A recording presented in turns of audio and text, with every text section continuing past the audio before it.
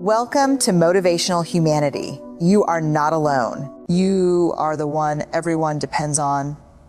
You are the reliable one, the capable one, the one who answers emails at midnight, remembers birthdays, fixes crises before they explode, and somehow always keeps it together. And yet, inside, your mind is on fire. Here's the paradox no one talks about. You are succeeding publicly while unraveling privately. You are winning the war on the outside, promotions, praise, productivity. But inside, you are losing the quiet battle no one sees. You don't look anxious. You look accomplished. You don't sound overwhelmed. You sound prepared. But your body knows the truth. The racing thoughts at 2 a.m., the constant rehearsal of conversations that haven't happened, the fear that if you slow down even for a second, everything will collapse. And the most painful part, people admire the very coping mechanisms that are exhausting you. They call it ambition. They call it drive. They call it excellence. But what if it's anxiety in a tailored suit? What if the gold star is just camouflage? If you've ever thought, why can't I relax? Even when everything is fine. If you've ever been praised for your strength while secretly wishing someone would notice how tired you are, this is for you. We often think emotional intelligence means being calm, composed, and self-aware. It means regulating emotions, leading with empathy, responding instead of reacting. But here's what we don't say out loud. Sometimes emotional intelligence becomes emotional performance. You learn to read every room. You anticipate everyone's needs. You manage not only your emotions, but everyone else's too. And vulnerability, you understand it intellectually. You believe in it. You may even teach it, but you rarely practice it where it matters most. Because somewhere along the way, you learned that your value lives in your usefulness. And usefulness leaves very little room for weakness. High functioning anxiety thrives in emotionally intelligent people. It hides behind competence. It disguises itself as responsibility. It convinces you that hyper-awareness is safety. You are not chaotic. You are not spiraling. You are organized, polished, admired. And that makes it harder to admit something is wrong. Because how do you confess you're drowning when you're the one holding everyone else up? You have felt this, the constant scanning. You walk into a room and immediately measure the emotional temperature. Who's upset? Who's distant? Who needs reassurance? Who might disapprove? You call it being observant, but it feels more like surveillance. Your brain is a risk management department that never clocks out. You replay text messages before sending them. You reread emails 5 times. You imagine worst case scenarios, not because you're dramatic, but because you believe preparation prevents disaster. High functioning anxiety whispers a seductive lie. If you can control everything, nothing can hurt you. So you plan, you overprepare, you outperform. You say yes when you're overwhelmed because saying no feels like dropping the ball, and control becomes your armor. But here's the truth no one tells you about armor. It's heavy. And the longer you wear it, the more you forget what it feels like to breathe without it. You don't rest. You optimize rest. You don't relax. You schedule relaxation. You don't enjoy success. You brace for the next demand. Your nervous system doesn't recognize safe. It only recognizes prepared, and preparation feels productive. It feels responsible. It feels admirable. But beneath it is fear. Fear of disappointing someone. Fear of being exposed as not enough. Fear that if you stop achieving, you will stop mattering. So you stay in motion because motion feels like safety. But what if the exhaustion you feel isn't weakness? What if it's the cost of never letting yourself be human? You are the strong one. The one who says, I've got it. The one who handles the logistics, the crisis, the emotional fallout. People lean on you, and you let them, because being leaned on feels like proof you are needed. But strength, when it's constant, becomes isolation. You don't cry easily, not because you don't feel deeply, but because you've trained yourself to compartmentalize. You postpone your breakdowns. I'll deal with this later, after this deadline, after this trip, after this season. But later keeps moving. High functioning anxiety is not panic in the corner. It is perfection at the podium. It is the applause that drowns out your inner critic temporarily. Because once the room is quiet, the critic gets louder. You should have done better. You forgot that one detail. They're going to realize you're not as capable as they think. Imposter syndrome feeds it. Perfectionism fuels it. And shame quietly powers it. Shame says, if they really knew how anxious you are, they wouldn't trust you. So you curate competence. You show up polished. You stay 2 steps ahead. You rarely let people see you unsure. But here's the irony. The very vulnerability that would create connection feels like the greatest risk. You tell yourself, if I fall apart, who will hold everything together? So you don't fall apart. You fragment privately. You smile in public, and you call it resilience. But resilience without vulnerability becomes survival. And survival is not the same thing as peace. You carry the war inside your skull. No one can see it. Not really. Not the jitter in your fingers, the restless leg under the conference table, the racing pulse that no promotion or praise can quiet. You replay moments from years ago. You imagine future conversations. You anticipate judgment in ways that nobody else does. It's exhausting. Imagine your mind as a battlefield where every thought is both soldier and saboteur. Every victory outside, landing that project, solving that problem, helping a friend is met with an internal critique. Not fast enough, not perfect, not enough. You are winning externally but losing internally.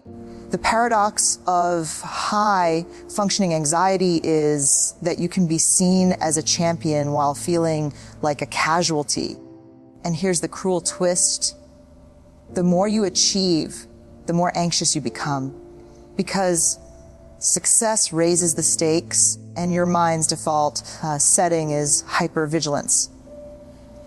The very strategies that allow you to excel, planning, overthinking over, preparing, are also the chains that prevent rest. It's a war where you are both general and prisoner. You've learned to hide behind perfection. It starts small, double checking an email, reviewing a report twice, rehearsing what you'll say. And then it grows into everything, your appearance, your relationships, your every action. Perfectionism whispers sweetly, yet cruelly. If you do it perfectly, you'll be safe. If you do it perfectly, you'll be loved. If you do it perfectly, you'll matter. And you obey. You adhere to this invisible law, policing yourself with ruthless discipline, praising yourself when you succeed, and punishing yourself when you fall short. But perfectionism is a thief. It steals spontaneity. It steals joy. It steals the knowledge that being human is enough. You've learned to perform strength so convincingly that others can't imagine the anxiety underneath. And sometimes you even convince yourself. But deep down, you know the truth. This is not peace. This is not freedom. This is not thriving. You are surviving expertly. Ask yourself, how long can you stay ready for the next crisis, the next demand, the next expectation? Your mind never rests. Your body bears the cost. Muscle tension, headaches, insomnia, they are the unpaid tolls. You are chemically, physically, emotionally taxed. And yet you keep performing. You sacrificed your quiet, your inner space, your stillness, all in the name of control, safety, and reliability. High functioning anxiety rewards you with success, recognition, and admiration.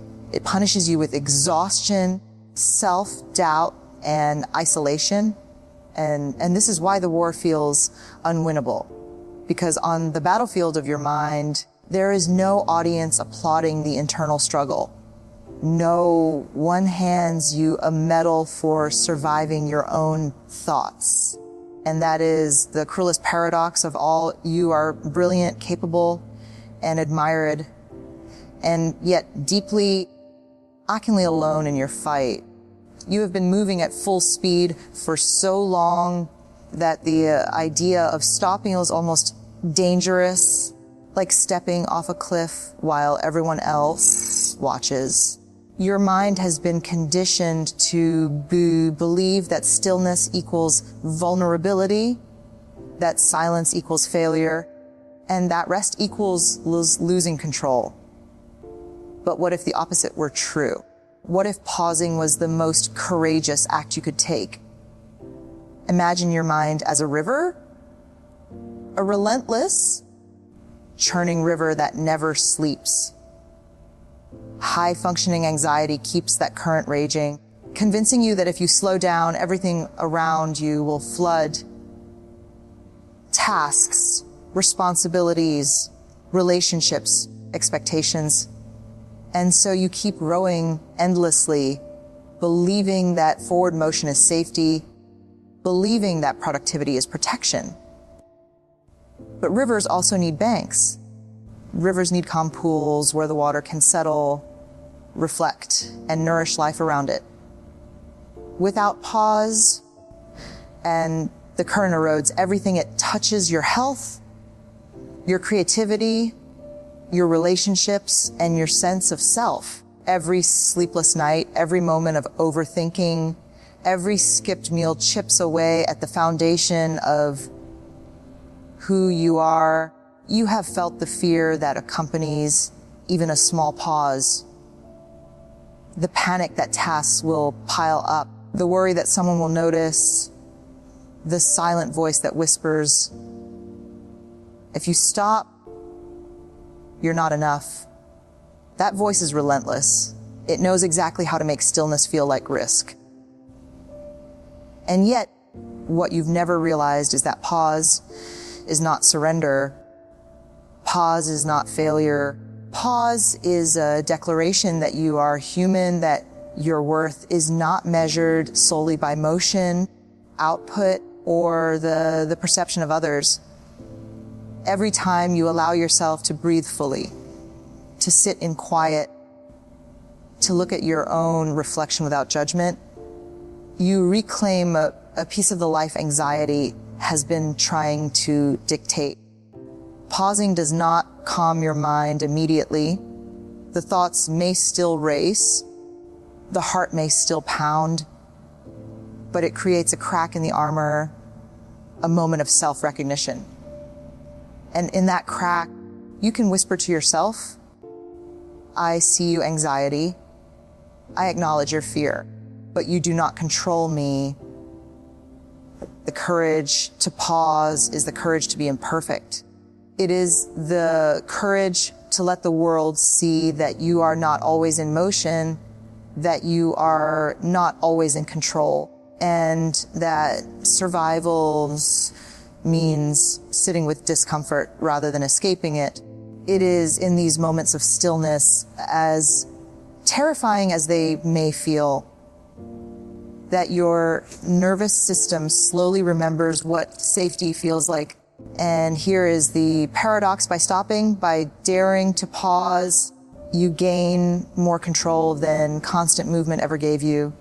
You gain clarity, you gain perspective, you gain presence. You are no longer running from fear. You are leaning into your humanity, one slow, courageous breath at a time. You have hidden behind competence for years. You have built walls so high, so polished, that vulnerability feels almost impossible, like stepping into a room with no floor beneath your feet. You know, intellectually, that vulnerability is supposed to be strength, that showing your true self can create connection, intimacy, and relief. But feeling it, practicing it, living it, that is terrifying. Every time you've considered letting someone in, the voice in your head whispers. If they see the cracks, they won't respect you. If they see the fear, they won't trust you. If they see the real you, they might leave. And so you keep performing. You curate your calm, your competence, your composure. You craft your responses with precision. You hide the trembling, the racing thoughts, the exhaustion. But here is the truth you rarely admit. The very act of hiding is exhausting. Every carefully rehearsed sentence, every calculated smile, every "I'm fine," you deliver chips away at your energy, leaving you drained, isolated, and craving authenticity that never arrives. Vulnerability is not weakness. Vulnerability is a bridge, fragile, yes, but capable of carrying the weight of connection. Every time you share even a small truth about your inner struggle, every moment you let someone see your uncertainty or fatigue, you strengthen that bridge. You allow someone else to meet you where you are. You remind yourself and them that human imperfection is not something to fear. It is something to honor. You have felt the sting of shame whispering that your anxiety, your fear, your too muchness is unlovable. And yet, when you finally take the risk, when you speak the words you've buried for so long, something remarkable happens. The world does not collapse. People lean closer. They do not recoil. They witness. They respond. They remind you that being human, fully seen, is enough. Vulnerability is not about collapsing under the weight of your anxiety. It is about standing in the storm and saying, I am here. I am enough. I am allowed to feel this and still belong. It is about dismantling the lie that you must perform perfection to be valued. It is about giving yourself permission to breathe, to falter, to admit that you cannot always fix everything and still be worthy of love, respect, and trust. And this is the paradox. The more you allow yourself to be truly seen, the more your anxiety loses its power over you. When you stop hiding, the fear that has driven every overthinking, overachieving, preparing moment begins to soften. Vulnerability becomes the antidote